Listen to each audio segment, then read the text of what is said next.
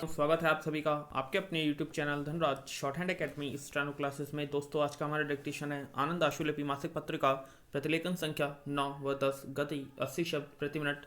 आइए स्टार्ट करते हैं आज की डिक्टेशन 5 सेकंड बाद।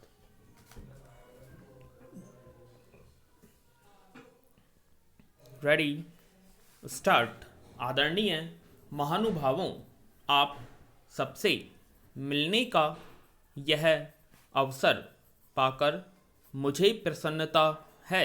विराम, मैं यहाँ आए एशिया तथा अन्य महाद्वीपों के अनेक देशों के सभी विख्यात संपादकों, अर्थशास्त्रियों तथा राजनेताओं का स्वागत करती हूँ।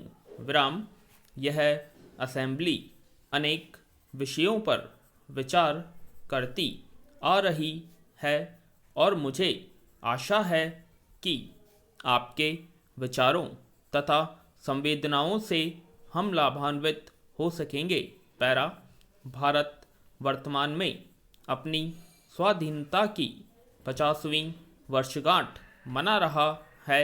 हमारी स्वतंत्रता के साथ साथ उपनिवेशों की समाप्ति का एक युग आरंभ हुआ, जिसके दौरान एशिया, अफ्रीका और कैरेबियन अंचल के अनेक देशों को राजनीतिक स्वाधीनता प्राप्त हुई।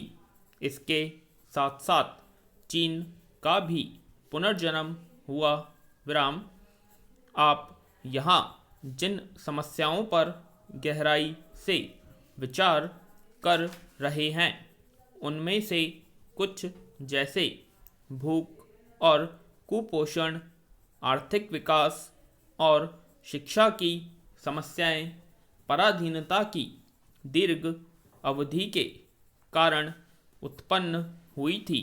विराम, औपनिवेशिक शासकों को जिस किसी प्रकार की भी व्यावसायिक, औद्योगिक या बौद्धिक गतिविधि असुविधाजनक प्रतीत होती थी, उसे हतोत्साहित किया जाता था और हमें स्वयं अपनी पारंपरिक समाज व्यवस्था के अंतर्गत अपने विषयों का हल खोजने की अनुमति नहीं थी।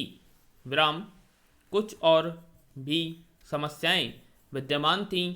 कुछ और समस्याएं हैं जो आपके विचारणीय विषयों की सूची में तो शामिल नहीं है, लेकिन जो एक और तो हमारे दोनों देशों के संबंधों में और दूसरी ओर विश्व की सैनिक तथा आर्थिक महाशक्तियों के संबंधों में परिवर्तनों से उपजती है।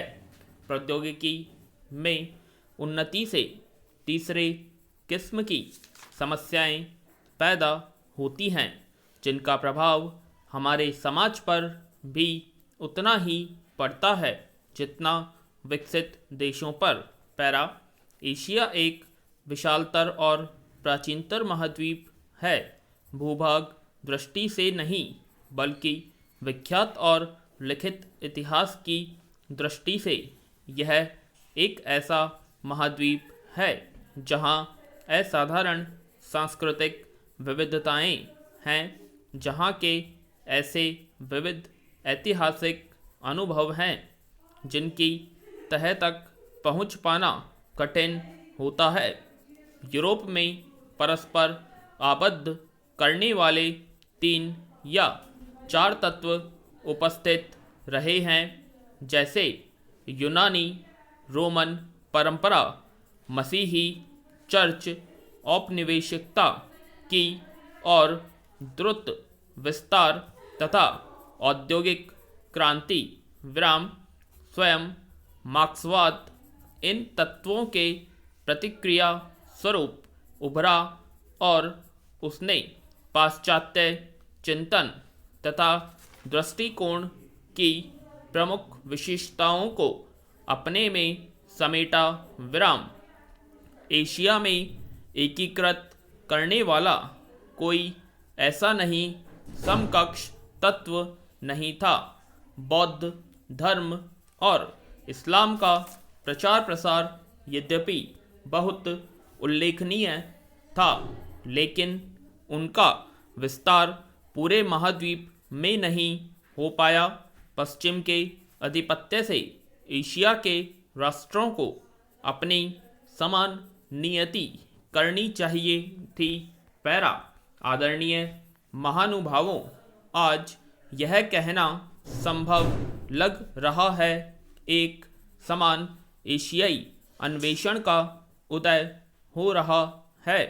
एशियाई लक्ष्यों के अंतर्गत है आर्थिक विकास, पारंपरिक समाजों का आधुनिकीकरण तथा राष्ट्रीय प्रभुसत्ता और पहचान पर विशेष जोर। विराम कुछ सुविदित तथा सुस्पष्ट उदाहरणों को छोड़ पाश्चात्य देश अब औपनिवेशिक शक्तियों के रूप में एशिया से हट चुके हैं, लेकिन उनकी सैनिक और राजनैतिक उपस्थिति अभी भी हमारे महाद्वीप में बनी हुई है।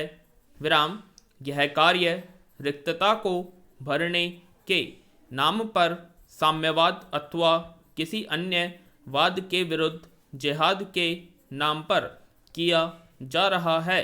भारत में हमने राजनीतिक रिक्तता के सिद्धांत को हमेशा ही स्वीकार किया है।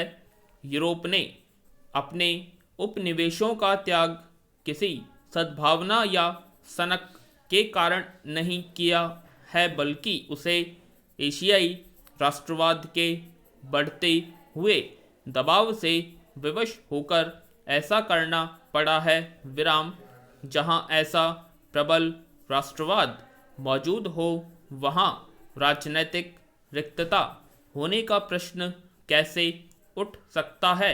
इस प्रकार शक्ति की रिक्तता का सिद्धांत अन्य रूप में जारी रहने वाला उपनिवेशवादी दृष्टिकोण है।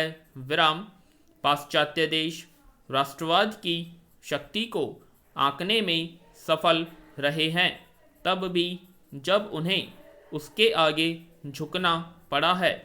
इससे स्पष्ट हो जाता है कि पश्चिमी देश क्यों पिछले 2 दशकों में एशिया में संलग्न हुए और क्यों वे यहाँ विफल रहे।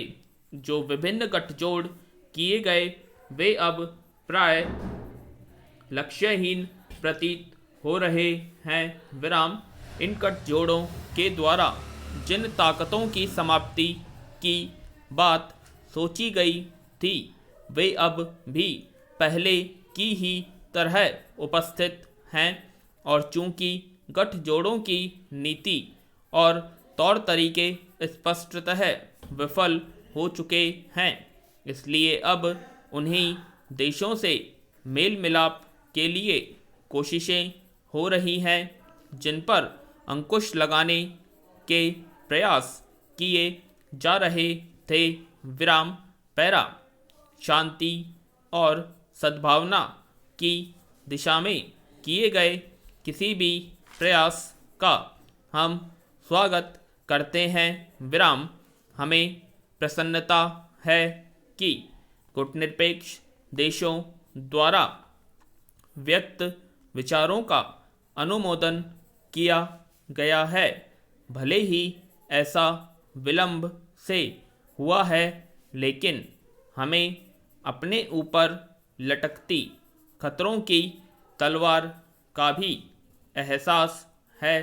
विराम मेल मिलाप के प्रयासों से ऐसे नए शक्ति संतुलन का सूत्रपात करने वाला मौका नहीं बन जाना चाहिए, जिसके अंतर्गत प्रभाव क्षेत्रों को नए सिरे से परिभाषित किया जाए या कुछ महाशक्तियों की इस राय को सबल न बनाया जाए कि वे ही छोटे राष्ट्रों के भाग्य निर्माता हो सकते हैं। विराम। आशा करते हैं आप सभी को ये डिक्टेशन पसंद आएगी, तो प्लीज़ कमेंट बॉक्स में कमेंट करें। अभी तक आपने हमारे चैनल को सब्सक्राइब नहीं किया, सब्सक्राइब करें और वीडियो को लाइक और शेयर करें। धन्यवाद।